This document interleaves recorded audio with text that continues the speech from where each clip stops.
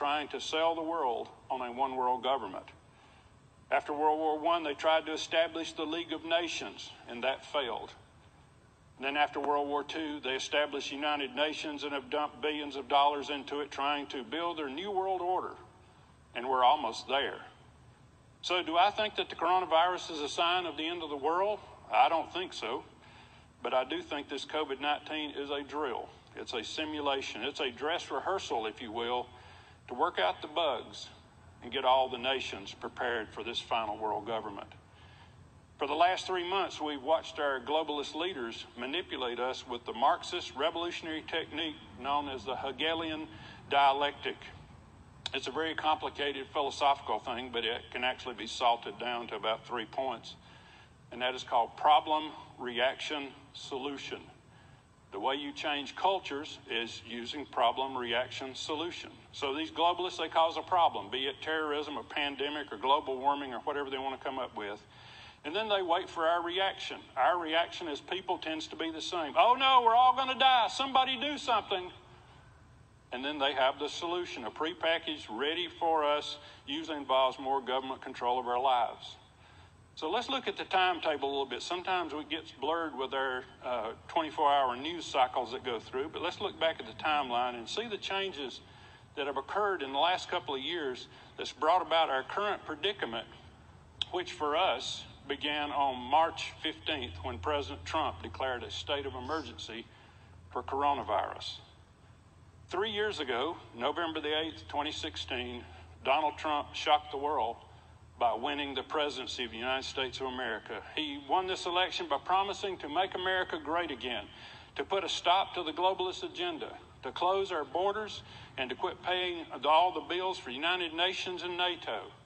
Also to stop this man-made global climate change hoax and to stop the one-sided trade deals. He said, I want international trade, but it needs to be fair trade, not with America always being on the other end of the hook there.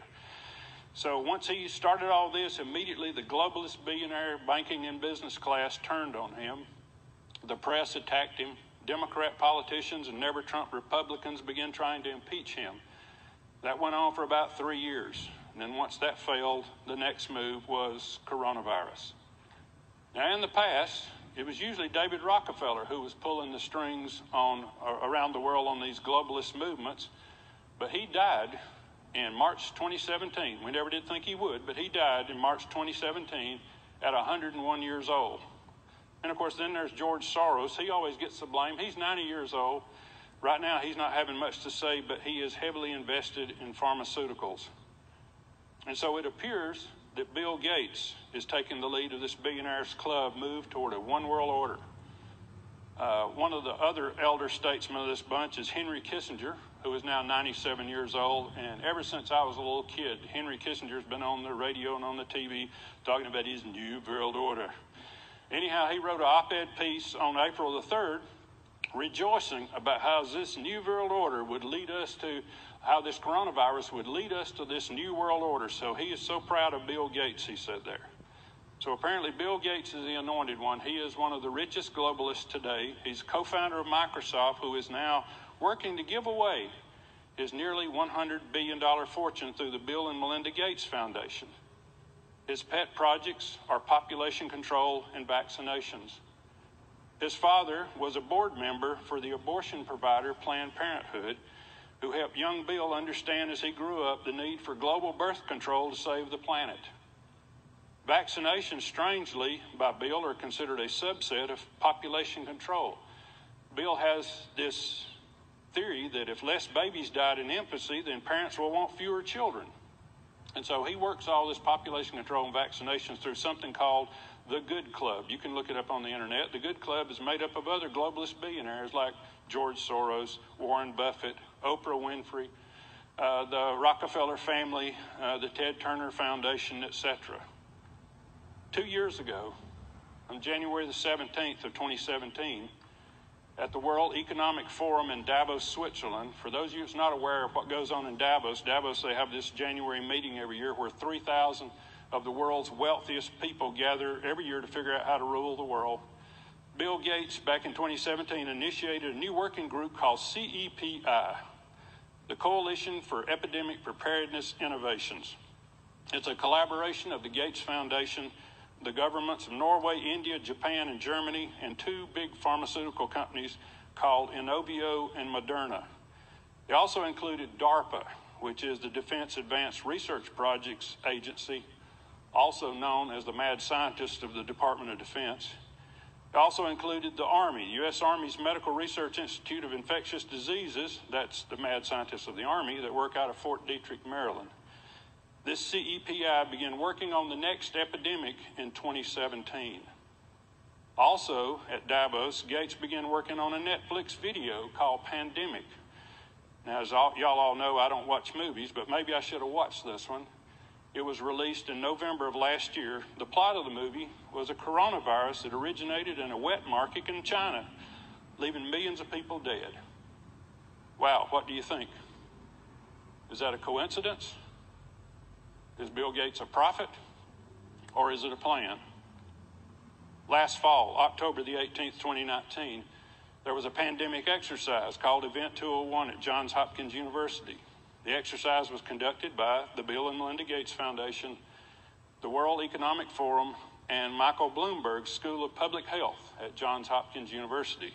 And yes, that's the same Michael Bloomberg that just tried to run against Donald Trump for President of the United States. The pandemic simulation predicted that the coronavirus would have the same kill rate as the Spanish flu of 1918, which caused around 65 million deaths worldwide in an 18-month period. It's also interesting to note that Dr. George Wthhh, the director of the Chinese Centers for Disease Control, was involved in the simulation. At the same time, at the very same day, October the 18th and lasted through the 27th, the World Military Games were being held of all places in Wuhan, China. You had 10,000 athletes from 110 countries. The United States delegation was about 300 people. 2 months later, January the 7th, China reports the coronavirus outbreak in Wuhan. January the 21st through the 24th was the 2020 annual World Economic Forum gathering in Davos. So the rich guys were back in Davos again in January of this year. And Bill Gates and his CEPI that I just announced, they announced a coronavirus vaccine program with partnerships including Inovio and Moderna and the United States National Institute for Allergy and Infectious Diseases, which is led by none other than Dr. Tony Fauci, who is now the chief medical advisor to President Trump, who you see on TV in these daily briefings that we're getting. He's an interesting character because he wrote in March in the prestigious New England Journal of Medicine that this coronavirus was going to be a nothing. It was going to be similar to the seasonal flu.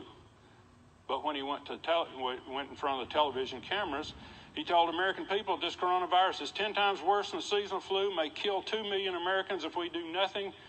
It still may kill 200,000 Americans even if we shut down the country and shelter in place. There's no known vaccine, he said, and it's going to take 12 to 18 months to get a vaccine even ready for trials. Of course, the question is where did Dr. Fauci get all those numbers? Where did he get the model of the 2 million people and 200,000 people? Well, it turns out that came out of the University of Washington, the Institute for Health Metrics and Evaluation, which is funded by the Bill and Melinda Gates Foundation. Before the thing was over in Switzerland, we had something going on at the United States Capitol. On January the 24th, the United States House of Representatives began drafting a coronavirus stimulus bill called the CARES Act. Yes, the money that you got this past week and deposited into your account actually started the legislative process on January the 24th, which as Americans, we didn't even know there was such a thing as a coronavirus till March, but somebody knew. So somebody in Congress knew it well enough to know that we were going to need relief, and they started a bill back on January the 24th. By the way, January the 24th is also the same time that the Senate was getting an ultra-secret briefing about this, and our new Senator, Kelly Loeffler, all of a sudden started having some changes made to her investment strategy on Wall Street.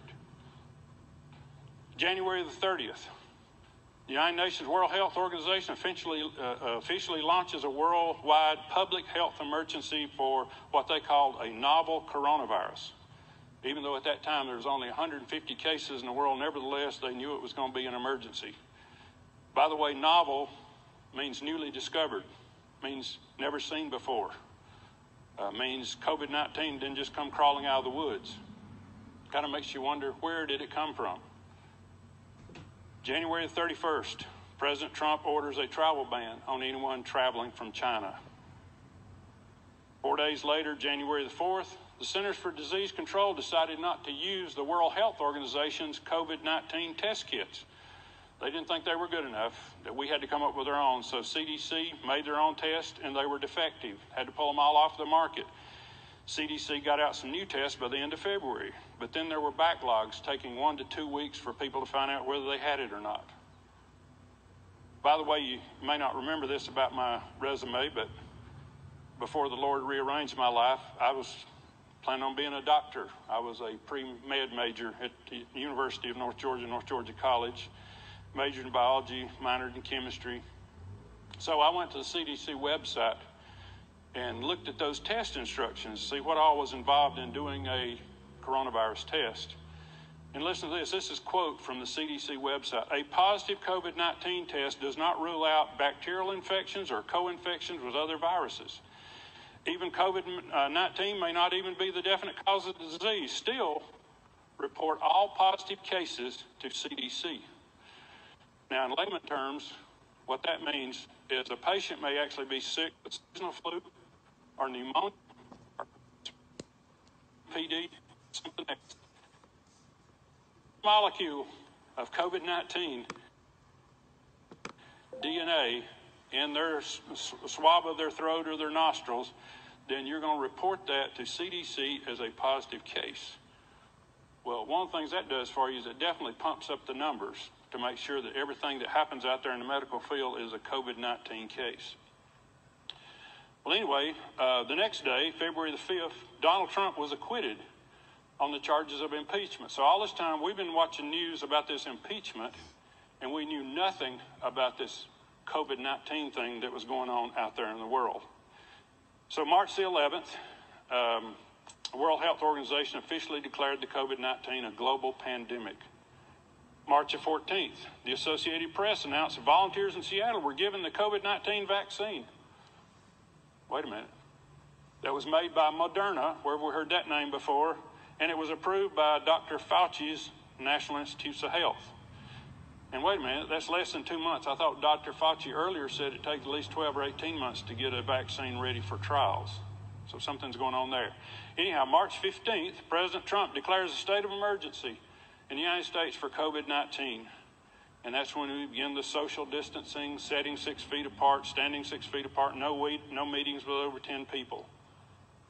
On March 31st, Bill Gates wrote an op-ed in the Washington Post saying the United States missed the opportunity to get ahead of the coronavirus, so we need to shut down the U.S. economy for at least 10